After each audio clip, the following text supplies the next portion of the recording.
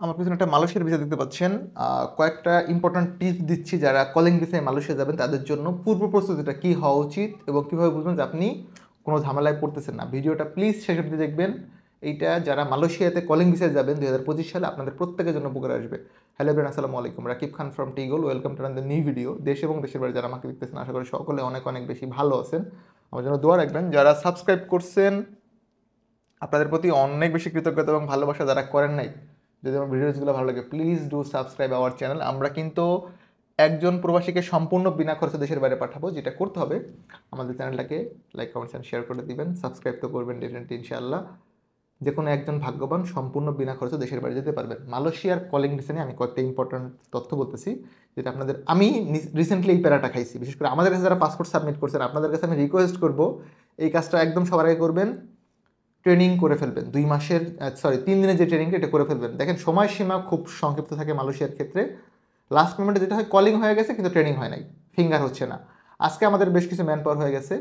তো আমাদের আলতাফ সাহেব টাঙ্গাইলের ফিঙ্গার করতে পারে নাই, আরও 2 জন আছে তারা এখনও ফিঙ্গার করে নাই। সাথের লোকের ম্যান পাওয়ার হয়ে গেছে 30 তারিখে ফ্লাইট, এনারা এখনও ফিঙ্গারই করতে পারে নাই। কেন পারে নাই? তারা লাস্ট মোমেন্টে সে ট্রেনিংয়ে ভর্তি হলে, কারণ আজকে আপনি ভর্তি হলেন, আজকে কিন্তু আপনাকে ক্লাস দিচ্ছে না, পরের সপ্তাহে আপনাকে ক্লাস কনভার্ট করে দিল। তো উইদাউট ট্রেনিং সার্টিফিকেট আপনি ফিঙ্গার দিতে পারতেছেন না।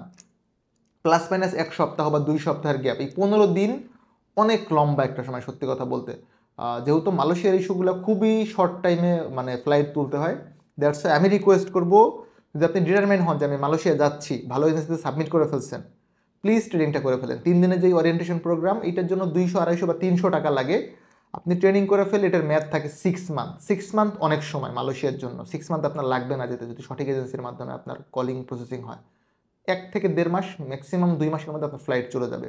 তো প্লিজ কিপ নোট, ট্রেনিংটা আপনি করে ফেলবেন। যদি ফিঙ্গারপ্রিন্ট দেওয়ার অপশন থাকে, বায়ো ফিঙ্গার করে ফেলেন। যদি এরকম ট্রেনিং সেন্টার বলে যে না আপনার কলিং ভিসা না আসলে ফিঙ্গার দিতে পারবেন না, ওকে ফাইন, আপনি 3 দিনের ট্রেনিং করে ফেলেন, দেন কলিংটা আসলে জাস্ট ট্রেনিং সার্টিফিকেটের কলিং পেপারস নিয়ে গিয়ে ফিঙ্গার দিয়ে ফেলেন, আপনার ঝামেলা ক্লিয়ার হলো। বাট ট্রেনিংটা অবশ্যই করে ফেলবেন।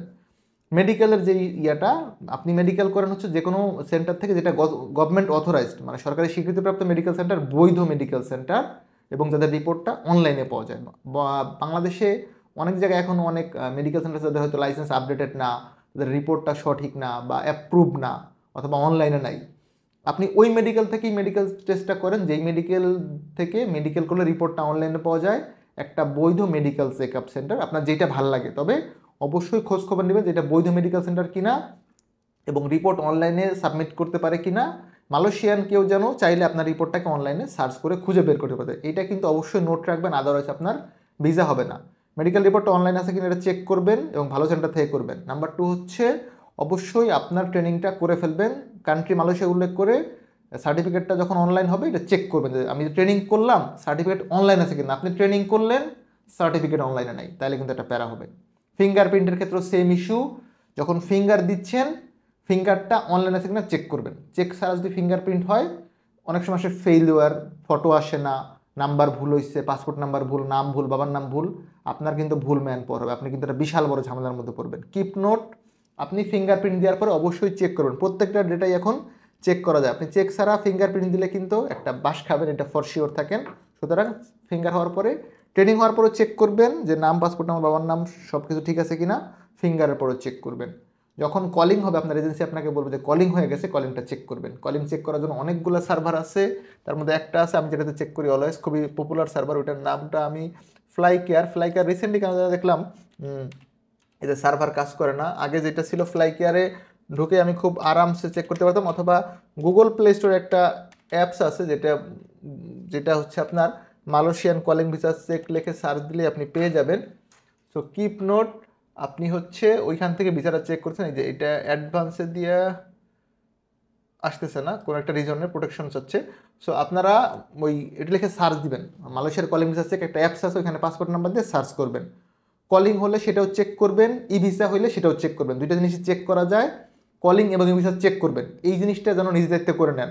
পাশাপাশি ম্যান পাওয়ার ক্লিয়ারেন্স কার্ড, যখন ম্যান পাওয়ার হবে সেটা আইদার আমি প্রবাসীতে আছে অথবা বিএমইটির সার্ভার। আমি আরেকবার বলি, আমি প্রবাসী অ্যাপস যদি না থাকে ঘাবড়ে যাওয়ার কিছু নাই, বিএমইটির একটা সার্ভার আছে, bmet.gov.bd, ম্যান পাওয়ার ক্লিয়ারেন্সের একটা সার্ভার। যদি কারো লাগে আমাকে মেইল করেন, আমি দিয়ে দিব, অথবা একটা ভিডিওস মেক করে দিব। ওই সার্ভারে গিয়ে চেক দিবেন যে আপনার ম্যান পাওয়ারটা ক্লিয়ার হয়েছে, দেন আপনি ফ্লাই করেন। কিপ নোট, আমি আপনাদের কাছে অনুরোধ করবো body contact, airport contact, tourist ভিসায় গিয়ে কাজ করে দেবে এরকম চক্করে পা দিলে কিন্তু আপনি বিপদে পড়বেন। সিরিয়াসলি এই ঝামেলায় যাবেন না। আপনি লিগ্যাল হতে যান, কলিং ভিসায় বৈধভাবে ম্যান পাওয়ার করে গভর্নমেন্ট পারমিশন নিয়ে সব কিছু নিয়ে বৈধভাবে এয়ারপোর্ট দিয়ে বুক ফুলে যাবেন। আপনি কেন টাকা দিয়ে ভাই চোরের মতো এই চিপে দিয়ে ওই গলি দিয়ে এইগুলো দিয়ে যাবেন? কেউ কেউ বলে নাকি আমি শুনছি থাইল্যান্ড হয়ে যায়, এইটা হয়ে যায়। ভাই ওয়াই, হোয়াট ইজ দিস? কেন? আমার বোধগম্য না। আপনি গিয়ে একটা বিপদে পড়লে who will take the liability? কেউ নিবে? গভর্নমেন্টের কোনো প্রতিষ্ঠান নিবে? কখনোই না, কারণ আপনি তো বৈধভাবে যান নাই। আপনি বৈধভাবে যখন যাবেন ম্যান পাওয়ার হয়ে, আপনি দেশের বাড়ি গিয়ে একটা প্রবলেমে পড়লে গভর্নমেন্ট সেটার দায়িত্ব নেবে, বা যে এজেন্সি পাঠাইছে এজেন্সিকে একদম ঘাট ধরে নিয়ে আসবে, আপনি এটা সলিউশন করে দেন। এজেন্সি করতে বাধ্য, বিকজ আপনি বৈধভাবে গেছেন, ম্যান পাওয়ার করা হয়েছে, সেটার সবগুলো ডকুমেন্টস বিএমইডিতে সাবমিট করা আছে। কিপ নোট, যখনই মালয়েশিয়ার জন্য মেডিকেল করবেন, মেডিকেল যেন অনলাইনে থাকে এবং সেটা যেন বৈধ মেডিকেল সেন্টার থেকে হয়। ট্রেনিংটা করে ফেলবেন, ফিঙ্গারপ্রিন্ট দিয়ে ফেলবেন, আপনার সব ডকুমেন্টস কলিং ইভিসা যাচাই বাছাই করবেন, ম্যান পাওয়ার যাচাই বাছাই করবেন, দেন ফ্লাইট করবেন।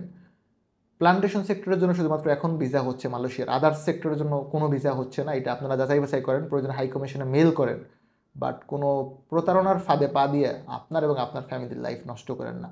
আমরা শুধুমাত্র প্লান্টেশন সেক্টরের জন্য বই নিচ্ছি, আদার্স কোনো সেক্টরের ভিসা আমাদের কাছে এটার জন্য কেউ আসবেন না। আপনাদের কাছে হাত জোর করে অনুরোধ করতেছি, অনেকেই আসতেছেন ভাই ফ্যাক্টরি ভিসা করে দেন, কনস্ট্রাকশন, রেস্টুরেন্ট, এ টু বি, ভাই এই ভিসাগুলো নাই, পারমিশন দিয়ে নাই গভর্নমেন্ট, আমি কোথায় করে দিব? আমাকে বাইটা খাওয়াইলেও কাজ হবে না। এই জিনিসটা একটু নোট রাখেন। শুধুমাত্র প্লান্টেশনের জন্য চাইলে আপনারা অ্যাপ্লাই করতে পারেন বা যোগাযোগ করতে পারেন alpha Ihan overseas services, RL 1846, location 879, block G, Chairmanbari, Banani, Dhaka. যাদের পাসপোর্ট আমার কাছে সাবমিট করা ছিল, আজকে আমি সবাইকে ম্যাক্সিমাম কল করছি, যাদেরকে কল করতে পারি নাই বা কল পান নাই, প্লিজ আমাদের অফিসে আসেন। 15-20 জন আছে যাদেরকে আমি রিস্ক করতে পারি নাই। প্লিজ প্লিজ আপনাদের কাছে আমি হাত জোর করে অনুরোধ করতেছি, আগামীকাল এবং পরশুর মধ্যে একটু অফিসে আসেন, আপনাদের একটা ভালো সলিউশন আছে। এসে কন্ট্যাক্ট করলে আই গেস আপনাদেরও কলিংটা হয়ে যাবে। ভালো থাকবেন সকলে, দেখা হবে নতুন আরেকটি ভিডিওতে। সে অবধি আল্লাহ হাফেজ, সালামু আলাইকুম।